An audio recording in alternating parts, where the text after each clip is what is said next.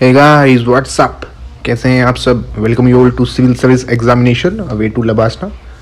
और हमारी ये लक्ष्मीकांत 6 एडिशन चल रहा है और इसमें हम कॉन्स्टिट्यूशन बॉडीज़ पढ़ रहे थे। तो हमारा चैप्टर नंबर 47 स्टार्ट हो रहा है, that is national commission for SC, जो शेड्यूल कास्ट के लिए नेशनल कमीशन है, जो कि कॉन्स्टिट्यूशनल बॉडी है इन द सेंस कि डायरेक्टली एस्टेब्लिश की गई थी आर्टिकल 338 हमारी कॉन्स्टिट्यूशन के।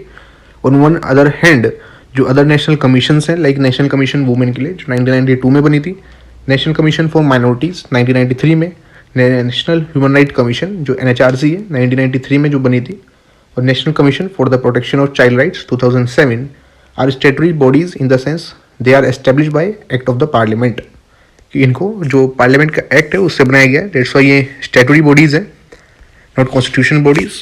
तब देखते हैं इवोल्यूशन ऑफ द कमीशन कि कैसे ये स्टार्ट हुई थी और कैसे ये बनी है। ओरिजिनली जो आर्टिकल 338 है हमारे कॉन्स्टिट्यूशन का, वो प्रोवाइड करता है appointment special officer schedule caste और शेड्यूल ट्राइब के लिए, जिससे कि इन्वेस्टिगेट किए जा सके सभी जो सेफगार्ड्स हैं जो कॉन्स्टिट्यूशन द्वारा भी प्रोवाइड किए गए हैं SC और ST को, और रिपोर्ट करे प्रेसिडेंट को उनकी वर्किंग पे।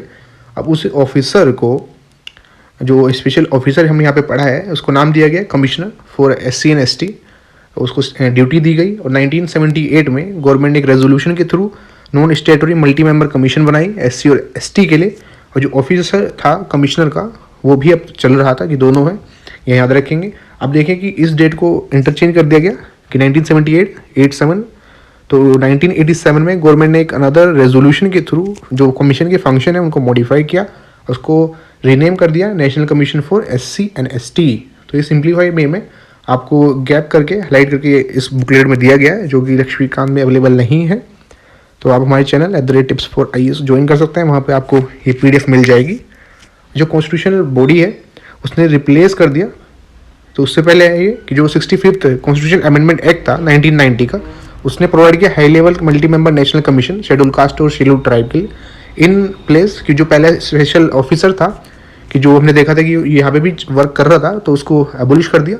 उसकी जगह पे एक कॉन्स्टिट्यूशनल मल्टी मेंबर बॉडी आ गई, और जो कॉन्स्टिट्यूशनल बॉडी ने जिसने रिप्लेस किया SC और ST के लिए, उसने जो कमीशन थी जो हमने पढ़ी है उसको भी रिप्लेस कर दिया। अगेन जो 89 कॉन्स्टिट्यूशन अमेंडमेंट एक्ट 2003 का, उसने डिवाइड कर दिया नेशनल कमीशन SC और ST को दो सेपरेट बॉडीज़ में, namely national commission for schedule caste that is article 338 and national commission for schedule tribe जो आर्टिकल 338A के अंदर है। तो ध्यान रखेंगे SC के लिए 338A एंड ST के लिए 338A, तो उसमें A ऐड हो गया ये ST के लिए, जो हम इसके नेक्स्ट चैप्टर में डिस्कस करेंगे।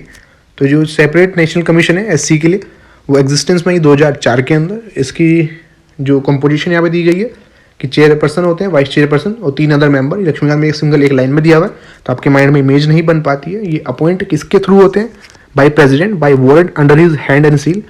तो ये जो मेथड है अपॉइंटमेंट का, ये बहुत इंपॉर्टेंट होता है। ये यहाँ पे दिया हुआ है, एंड कंट्रोलर और ऑडिटर जनरल को भी ऐसे ही अपॉइंट करते हैं। तो आप आंसर राइटिंग में इसको मेंशन करेंगे। और जो कंडीशन ऑफ सर्विस और टेन्योर, एज मैं आपको बार बार बता रहा हूँ, जो कॉन्स्टिट्यूशन बॉडीज में एज पर एनालाइज सभी प्रेसिडेंट ही डिसाइड करते हैं। जो SPSC के केस में उसमें गवर्नर देखेंगे।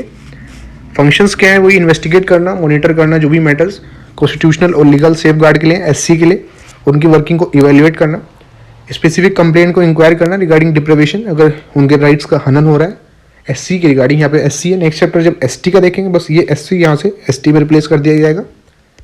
और जो भी प्लानिंग प्रोसेस चल रहे हैं SC के जो डेवलपमेंट के लिए, उसमें जो पार्टिसिपेशन करना और प्रिपेयर करना एक प्रोग्राम जिससे कि प्रोग्रेस हो सके, प्रेजेंट करना प्रेसिडेंट साहब को एनुअली रिपोर्ट, जो भी अगर एनुअली या पहले भी दे सकते हैं अगर प्रेसिडेंट साहब माने, and to make recommendation as to the major जो लिए गए या लेने चाहिए यूनियन और स्टेट गवर्नमेंट के द्वारा, जिससे कि जो वेलफेयर प्लस प्रोटेक्शन और इकोनॉमिक डेवलपमेंट हो सके SC का। तो लास्ट के जो कीवर्ड्स इंपॉर्टेंट है, तो आप इसको कैसे याद रखेंगे? PWD डिपार्टमेंट होता है, तो P से प्रोटेक्शन, वेलफेयर एंड ये डेवलपमेंट, जिसमें दोनों है सोशल इकोनॉमिक डेवलपमेंट SC का।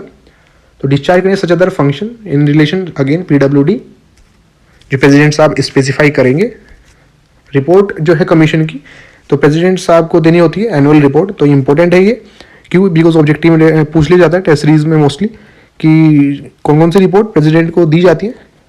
कि कौन कौन सी बॉडीज़, बिकॉज हम देखेंगे कुछ सेंट्रल बॉडीज़ सेंट्रल गवर्नमेंट को देती हैं डायरेक्टली, और ये सबमिट करती है रिपोर्ट जब भी कर सकते हैं जब उसको सही लगे, और प्रेसिडेंट है प्लेस करता है इन सभी रिपोर्ट्स को पार्लियामेंट के सामने along with the memorandum, explain करता है कि क्यों एक्शन लेना चाहिए इसकी रिकमेंडेशन पे और क्यों नहीं, दोनों देता है। कि जो मेमोरेंडम होता है यहाँ पे लिखा गया है कि रीज़न भी मेंशन करता है कि एक्सेप्ट क्यों नहीं करनी चाहिए रिकमेंडेशंस, वो जो प्रेसिडेंट है फॉरवर्ड करता है any of the recommendation state government को और टू द स्टेट गवर्नर भी,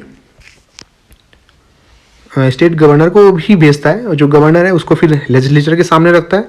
अगेन वही सेम प्रोसीजर कि मेमोरेंडम वो एक्सप्लेन करेगा कि एक्शंस लेने चाहिए उसकी रिकमेंडेशन पे या नहीं, और दो अगर एक्शन नहीं लेना चाहिए, एक्सेप्ट नहीं करना चाहिए तो रीज़न भी मेंशन करेगा।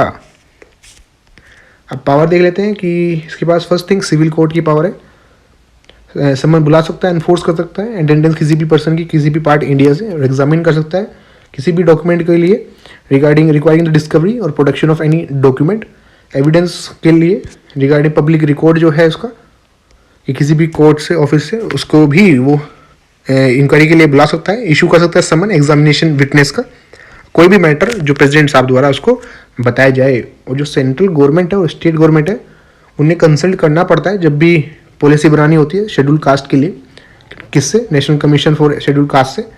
जो कमीशन है वो भी रिक्वायर है कि डिस्चार्ज करे सिमिलर फंक्शन, ये जो एससी के लिए करती है वो एंग्लो इंडियंस के लिए भी करेगी। तो ये हमारे कॉन्स्टिट्यूशन में याद रखेंगे आर्टिकल 366 का सब क्लोज 2 में एंग्लो इंडियन डिफाइन है।